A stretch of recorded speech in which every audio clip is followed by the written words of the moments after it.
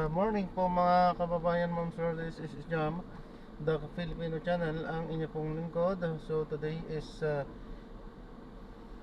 December 13, 2025 at tayo ngayon ay papunta dyan sa may Kaya Garden Residences sa may Emerson District, Malamig, Mandaluyong po yan.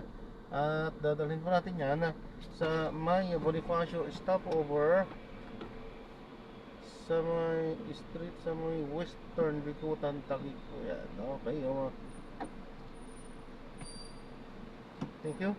Yan, so magbabalik po tayo mamaya unti pag nakuha na po natin sila. Disclaimer lamang po, ang content po natin ay kalsada at hindi ang passenger. Kaya naman, sakali man po na may marinig kayo mga pangalan ng lugar, pangalan ng tao, pangalan ng organization, so government or private, manyan ay wala pong kinalaman ng channel na ito at wala pong pinapatungkulan. Lahat po ng pinag-uusapan dito ay pawang dito lamang po yan sa loob at wala pong pinapatungkulan sa labas. Okay po, magbabalik po tayo mamayang onte pag nakuha na po natin sila.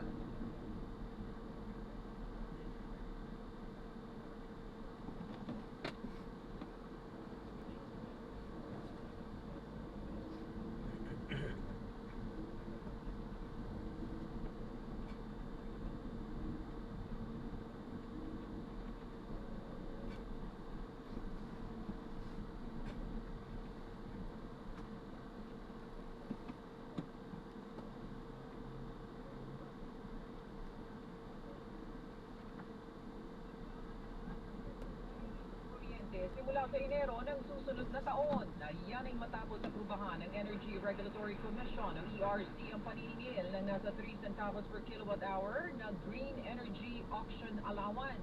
Makikita ito sa bill ng kuryente sa January 2026. Transco o National Transmission Corporation ang nag-apply para sa pangongolekta nito na layo naman maibalik ang puhunan ng mga producer o developer ng mga renewable energy. Kabilang dyan ang solar power at wind energy sa ilalim ng Green Energy Auction Program ng pamahalaan. Ito ang Super Balita sa Umaga. Samantala, katatagan ng kuryente sa Boracay, ipinanawagan ng mga negosyante at iba pang stakeholders sa isla. Ang report mula kay Lynette Mendoza ng Super Radio Kalibo. Lynette?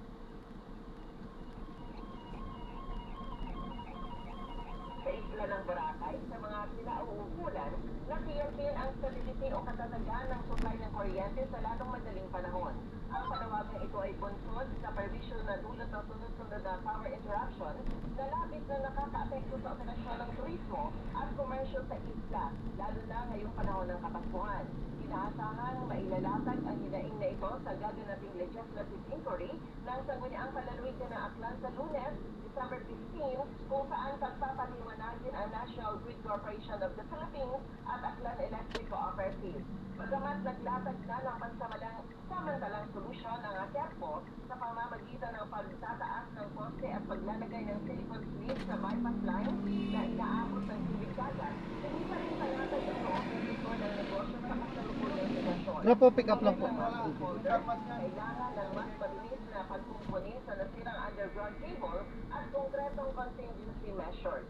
Higit sa lahat, hinihiling nila ang pagkakaroon ng real-time information at corporation ng isang congressman na magkaroon ng ganitong bilyon na award. Ang tinig ni Attorney Mary Helen Polinar ang naghain ng reklamo. Batay sa mga dokumento ng kumpanya sa Securities and Exchange Commission mula 2019 hanggang 2022 ay kasama ang pangalan ni Congressman Momo bilang direktor at stockholder ng kumpanya. Tinukoy din sa reklamo ang treasurer ng kumpanya na sina Vice Mayor Momo, Provincial Board Member Melanie Joy Momo Cuno na nagsisilbing corporate secretary at si Councilor Romeo Momo Jr. na direktor ng kumpanya. Tumatayo naman bilang managing officer sa pumipirma para sa kumpanya ang iba pang anak ng kongresista na sina Ruel at Romel Momo. Si Congressman Momo ay kasalukuyan din co-chair ng House Infrastructure Committee at Vice Chairperson ng House Appropriations Committee, kaya kabilang siya sa House Contingent ng Bicameral Conference Committee para sa 2026 National Budget. Can you just imagine, billions ang nakuha akong ebidensya, pero member siya ng BICA. Kaya ito Mahal na Pangulo, ikaw po ang unang nagsiwalat nito. Sana po bigyan nyo naman ng justisya ang mga Pilipino. Ang tinig ni Attorney Mary Helen Polinar, isa sa mga naghain ng reklamo. Samantala, nilinaw ni Surigao del Sur First District Representative Romeo Momo sa isang pahayag na walang conflict of interest sa kanyang trabaho bilang mababatas. Wala rin umanong katotohanan ang akusasyon na ginamit niya ang kanyang pwesto para sa pansariling kapakanan. Sinabi ng kongresista na matagal na siyang nag-divest mula sa Surigao na Swerte Corporation at hindi na siya konektado rito. Wala rin umanong kontrata ang kumpanya sa kanyang distrito at mismo mga taga Surigao del Sur ay kaya itong patunayan. Malinaw niya na politically motivated ang mga inihaing reklamo laban sa kanya at nakanda siyang sagutin ang mga ito. Kayo'y nakikinig sa Super Balita sa Umaga. Alas 7:22, sa radyo na. Umubi, TV pa. Labanan ng fake news. Dapat. Ako. Opo. Thank you po. Ingat po. God bless po. Kailangan nyo ng gamot, pero gusto Double check po mga gamit Ang na. paalala namin, hindi dapat tayo nagpapabudol. Dapat di lang basta makamura. Pagdating sa gamot, dun dapat tayo sa legalidad at amon kaya. Right fit! Tandaan, hindi lahat ng murang gamot pare-pareho ang kalidad. Ayan, so na-drop na natin sila. Maraming salamat po sa panonood. Hanggang sa muli, ingat po at God bless. Paalam po muna pansamantala. Tayo ay gagawa na ng ibang video sa ating susunod na misyon. Paalam po muna pansamantala po. So this is Jam, the Filipino channel, ang inyo pong lingkod. Left turn with caution, green.